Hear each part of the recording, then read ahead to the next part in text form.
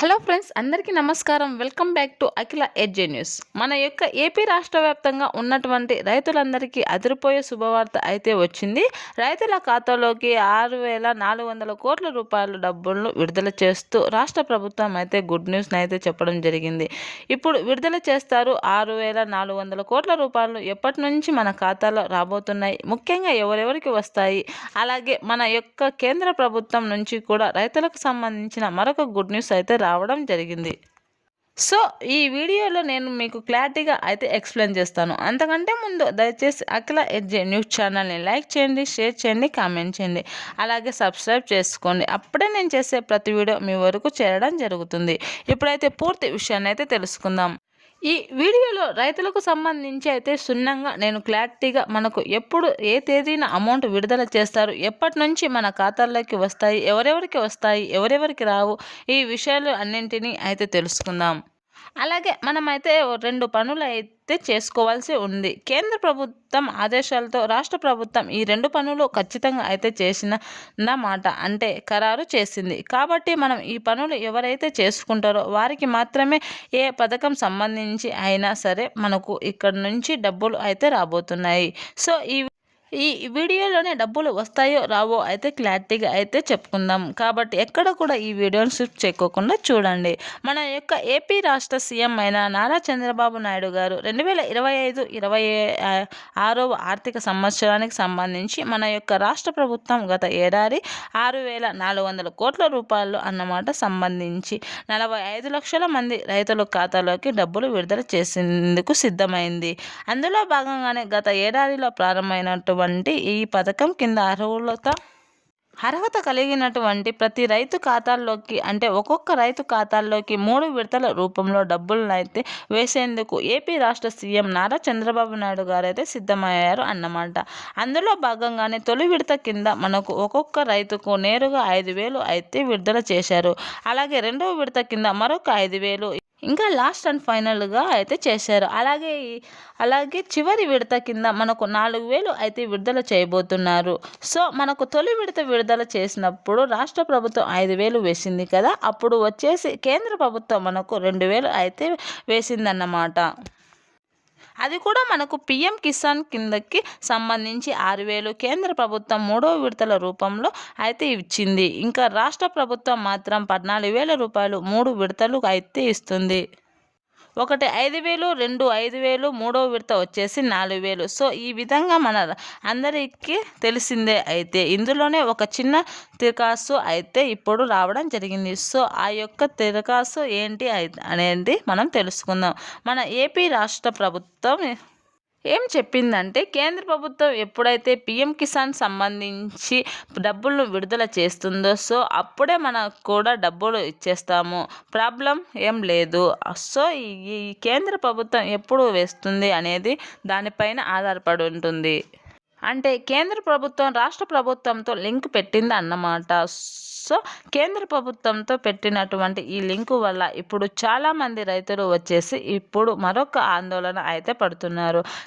కేంద్ర ప్రభుత్వం ఇచ్చినటువంటి ఆదేశాలకు అనుకూలంగా మన యొక్క రాష్ట్ర ప్రభుత్వం ఇప్పటికీ ఎవరైతే అర్హులు ఉన్నారో వారిని మాత్రమే గుర్తించే పనిలో అయితే పడిందన్నమాట. సో ఇప్పటికే తెలంగాణ రాష్ట్రంలో ఏం జరుగుతుందంటే శాటిలైట్ సర్వే అయితే చేస్తున్నారు. సో ఇప్పుడు మన ఏపీ రాష్ట్ర వ్యాప్తంగా రీసెంట్గా భూ సర్వే కూడా మనకు రీసర్వే కూడా చేశారు. భూమిని ఈ యొక్క అగ్రికల్చర్ ల్యాండ్ని అలాగే తోటల్ని ఇటువంటివి కూడా ఇష్యూ చేశారు. లాస్ట్ జగన్ గారు గవర్నమెంట్లో ఇచ్చారు. ఇప్పుడు అన్నింటినీ కంబ్యాక్ చేస్తున్నారు. అంటే వాటినన్నింటినీ కూడా తీసుకొని ఇవి వస్తున్నాయి అన్నమాట. అంటే రాజముద్ర కలిగినటువంటి మనకు ఈ యొక్క పుస్తకాలు అయితే ఇస్తున్నారు అన్నమాట. పాసు పుస్తకాలు, ఈ పుస్తకాలను తీసుకొని ఎవరైతే ఆ కేంద్ర ప్రభుత్వం ఇచ్చినటువంటి ఆదేశాల మేరకు రైతులు గుర్తింపు నమోదు సంఖ్య కోసం అప్లై చేసుకుంటారో వారికి మాత్రమే ఇంకా నుంచి బెనిఫిట్స్ అనేవి ఉంటుంది. సో కేంద్ర ప్రభుత్వం ఒక లక్ష్యం పెట్టుకుంది. ఇది అందరూ కూడా చాలా శ్రద్ధగా వినాల్సిన విషయం. ఏమిటంటే కేంద్ర ప్రభుత్వం ఏం చెప్తుందంటే అనర్హులకు 1 రూపాయి కూడా ప్రభుత్వం నుంచి ఇవ్వము అని చెప్పేసి మనకు కొత్త రూల్స్ అయితే ప్రవేశపెట్టింది. బేసిక్గా మనకు పిఎం కిసాన్కు సంబంధించి పెట్టుబడి సహాయాన్ని ఈ పథకాన్ని కేంద్ర ప్రభుత్వం మనకు లాంచ్ అనేది చేసింది. ఈ పథకం కింద రైతులకు 22 కోట్ల మంది రైతులైతే ఉన్నారన్నమాట.